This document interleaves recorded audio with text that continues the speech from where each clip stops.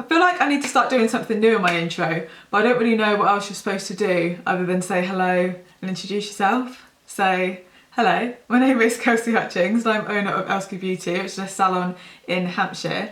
Now today might seem a bit of a random one, but I was thinking to myself the other day that I don't just want my channel to be makeup reviews and the odd tutorial. I would quite like to have a chat with you guys and talk about some of the things that's been going through my head worryingly. But today it is my top 10 tips to add a bit of positivity and happiness into your life. Hopefully you can take something from it. You might end up turning it off and just thinking, shut up, you absolute loon. But either way, thanks for clicking on it. But yeah, I hope you can take something from it. So carry on watching if you want to know more. Now, when I was making notes for this, it was a bit hard to know whether to go down the what we can be doing that's positive in lockdown route or just general life. So I'm probably going to don't really know what I'm doing with these. I'm probably going to do a little bit of both, but yeah, let's go for it. So the first one, which I quite like, so number one, is to try and have a bit of comedy in your life every day. Now, I don't mean you have to go to a stand-up show after work. I just mean whether that is watching something that you know is going to make you laugh, whether that's watching Friends for the 100th time or listening to a funny podcast, just anything like that. So me and Jack have been rather glued to Handmaid's Tale at the moment, and if you have watched it or know anything about it, you'll know that that is not a comedy and it is not a light watch. But as we're going to bed or, you know, tidying up the kitchen before we go upstairs, anything like that, we are putting on like a funny podcast. Okay, so second one. Now this one is if you are able to, but I feel like even if you have got kids, and you can still have fun and get them to join in the morning. So number two is consider playing songs that you absolutely love as you are getting ready in the morning. That way you've already added a positive spin to your day before you've even left the house. Now, I have started listening to the radio when I'm getting ready in the mornings, and I definitely have a new appreciation for podcasts and radio since being in lockdown. But again, enough of that chat. It's definitely something I want to start doing even when normal life returns. So yes, listen to the radio in the morning. It definitely helps me because it makes me laugh. I usually listen to Radio 1, so it's normally Greg James talking rubbish about something. Yeah, so do something like that in the morning. We all know that we all like having a good boogie and a good sing-song, so doing that as you're getting ready, even if it's just quickly while you're getting dressed, anything like that, just something to initially put a positive spin on the day. Okay, so number three is when you are lying in bed at night, try and think of 3 to 5 things that you are grateful for or things that went well that day. Now, I know that sounds really cliche, but it works, and it's to all help your brain think in a more positive way, because I've said it before and I'll say it again, mindset is everything. It doesn't have to be big things. It could be that you made a really nice lunch, that a meeting went well, or that you saw a super cute puppy. It could be anything. It's just all about trying to train your brain into thinking positively. Number 4, being a beauty therapist, I feel like this one is a little bit closer to my heart than some. But my 4th tip is to do something once a week at least. You can do it more, you know, you can make up these rules. At least once a week that makes you feel good, whether that's putting on your favourite outfit, your favourite pair of shoes, putting on a lipstick that you love, styling your hair way that you love, anything that's going to make you walk out the door and think, yes, I'm a boss, I'm going to have a great day. You'll be amazed how much better you feel, and even how much more productive you can be if you're feeling good. Now, I couldn't do a video like this without mentioning the dreaded word of exercise, and I know most of you are probably like rolling your eyes now, but I don't mean that you have to get up at 5 a.m. every morning and do like a massive sweaty HIIT session. I just mean try and introduce something into your day at least a few times a week, if you can't do it every day, to have a bit of exercise, even if it's walking to the post office when you could have driven, anything like that. You'll be amazed at what a mood booster it is, especially if you're having a stressful time. Okay, so I don't know about you guys, but my sleeping pattern is just all over the place at the moment, and even day-to-day normal life, I did struggle to sometimes switch off. I feel like so many people now, we've got such busy lives, demanding jobs, you know, things to think about, that we can really struggle with getting to sleep. So I have read this tip so many times, and every time I've just been like, what difference can it really make, and just skimmed past it. But the last 2 nights, and I will carry on doing it, me and Jack have not gone on our phones half an hour before bed. Now, we might go on it to set an alarm or something like that, but I've been amazed at how much clearer my head has thought. Yes, you know, worries and anxieties can still pop into your head, but honestly, you'll be amazed at how much clearer your head feels. Just by not going on social media, not checking emails, not doing anything like that half an hour before bed, my head has definitely felt clearer, and I would definitely recommend it. We have also been listening to like a sleep sounds playlist on Spotify, so it can play like, you know, rain hitting a window, or there's loads of different sounds on there, whatever you find relaxing, and that has definitely helped as well. Sleep is important for our brain productivity and how we feel in the morning, guys. So none of us ever feel good when we're knackered. So yes, definitely a top tip from moi. Number 6. Now, following on from that, when it comes to social media, I think I've seen so many posts, you know, in the last few months, but particularly during the pandemic, about how rubbish social media can make you feel. You know, we all seem to be on social media a lot more lately. You know, people comparing themselves. I should be doing this with my life. I should be doing that with my life. You know, comparing themselves, and it's just, it's just not good for our brains. So I can't remember when it was a little while ago. I went through my Instagram and I unfollowed every single account that made me feel rubbish. So definitely do that, whether it be Instagram, Twitter, Facebook, just unfriend, unfollow any account or anyone that just makes you feel rubbish. It is good for the brain in that way. Even though, you know, we probably should still be reducing how much we're on social media, at least you know that when you are scrolling, I'm particularly bad on Instagram, that you're going to be looking at accounts that aren't going to make you feel rubbish, because what's the point in following stuff that's going to make you feel rubbish? Is it bad that I feel like I'm losing count? I think this is tip number 7. Maybe I should spend some time counting. But this tip is to talk back your negative thoughts. So if your friend, sorry, I keep looking back at my notes. So if your friend told you that she was having an unproductive day, would you reply to her with a positive response or a negative response? You'd reply positively, I like to think. So why are we so negative on ourselves? Do not make yourself feel guilty for it. Being harsh on yourself isn't going to make you feel any more creative or any more productive, and in fact it's only going to make you feel more rubbish. So don't do it. And I feel like that is the same when we are being harsh to ourselves. You know, I've got so many friends that slag themselves off all the time, and it, you know, and I find it really sad. I know we all do it. I mean, I do it too. But you know, when we're looking in the mirror, you know, we think, oh, you know, this looks fat, or I hate this, or I hate that. You know, would you say that to one of your friends? No. So why are we so horrible to ourselves? Don't do it. It's not good for our brains. We've got to train ourselves to think more positively. It doesn't mean that you can't think negative thoughts. Obviously, we're all going to have down days and all fed up days. But mindset is everything, and it's all about trying to see the positive even when things are a bit rubbish, because that is what we need to focus on. And that positive that you can find will hopefully what will help ride you through the storm. Don't know where that came from.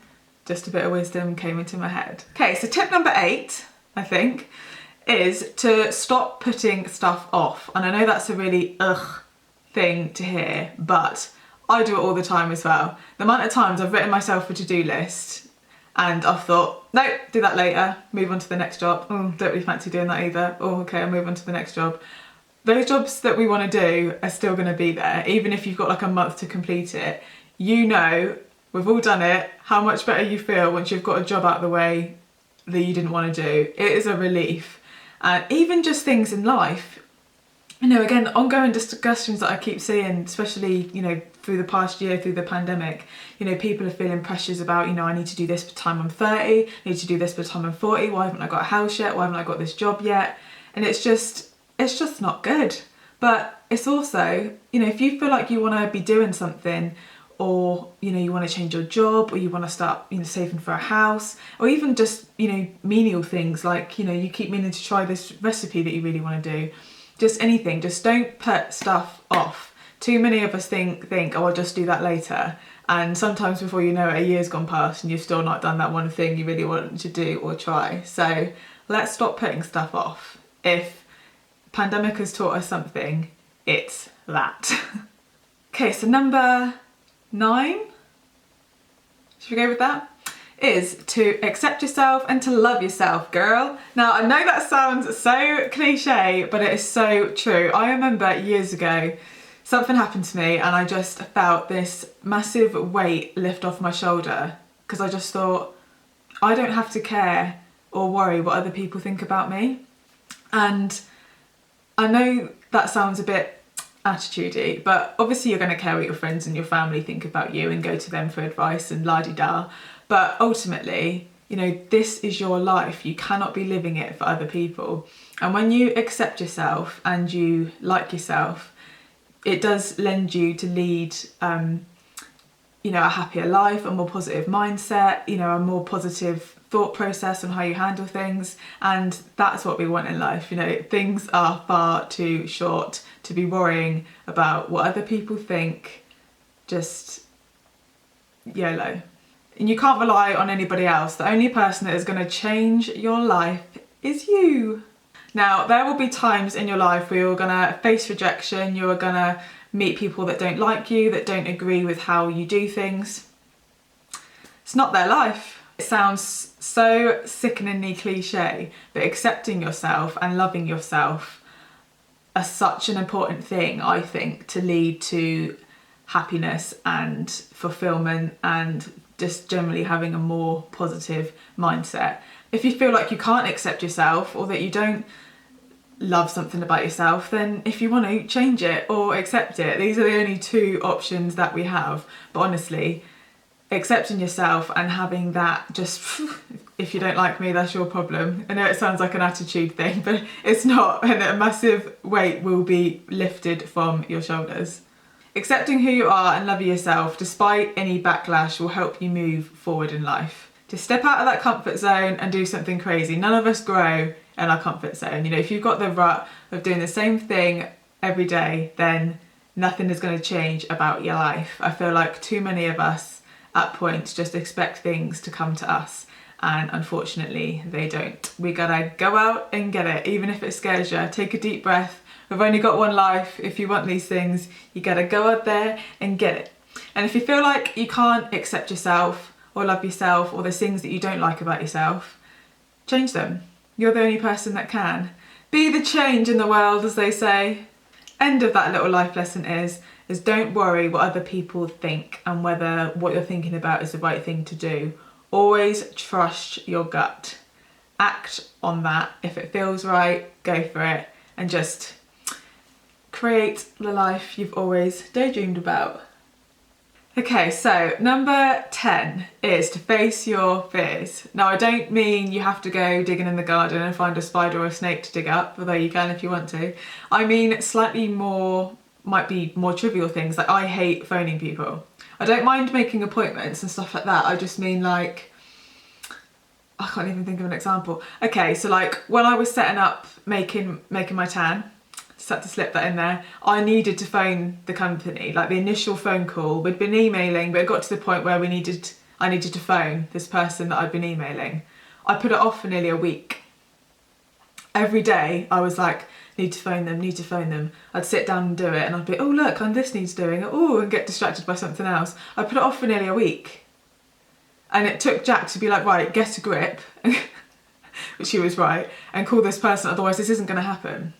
I thought, this is so ridiculous that I am delaying doing this because I'm too scared to phone somebody, which sounds ridiculous, but I bet you know what I'm talking about.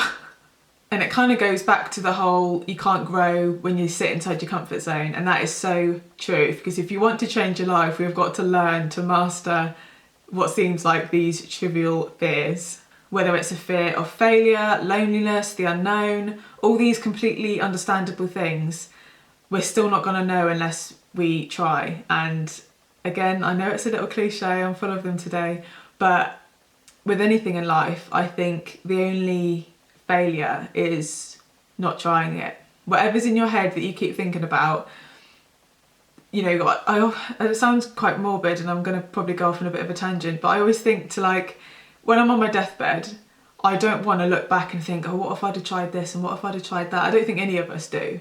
So And you don't want to be like 70 years old and think, God, what if I'd have made that phone call? Where would I be now? Because you'll be just so angry at yourself, wouldn't you? Our fears can stop us living life how we want to, and it's just not fair. We've got to tell them who's boss. So I feel like we need to take a deep breath and take the jump and go for it, because really, what is the worst that can happen? So once we face our fears, we take back our power to choose how we want to live our lives, and some of these fears that we conquer could end up changing our lives forever. We don't know what opportunities smashing those fears are going to bring up. So again, what's the worst that can happen? Do it. That is your 10 tips over and done with. I know some of it was sickeningly cliche, but I hope you've taken something from it. Or you might have just watched a bit of it and thought, shut up you loon. So either or, there you go. Thanks for watching anyway. But yeah, I hope you've taken something from it. I know they were all a bit random and sometimes I went off on a bit of a tangent, but I just thought maybe you can take something from it to help you. When this pandemic is over, basically I just want us to all grab life by the, yeah, you get my gist, and just live life to the fullest. I'm full of the cliches today, but it is so true. I just think we've all had a lot of thinking time, some of us a bit too much, and I just want us to, you know, continue life and just not let anything stop us. You know, let's just do everything that we've been talking about, because life is too short and you just truly never know what is going to happen. But I'm going to go now before I just burble to oblivion. I'm going to go and cook some dinner and catch up on Married at First Sight Australia. If this pandemic has taught us anything, is that we need to stop thinking and start doing. Thank you for watching. If you did enjoy it, please give it a thumbs up and subscribe. Stay safe, stay well, and I'll see you on the next one. Bye guys.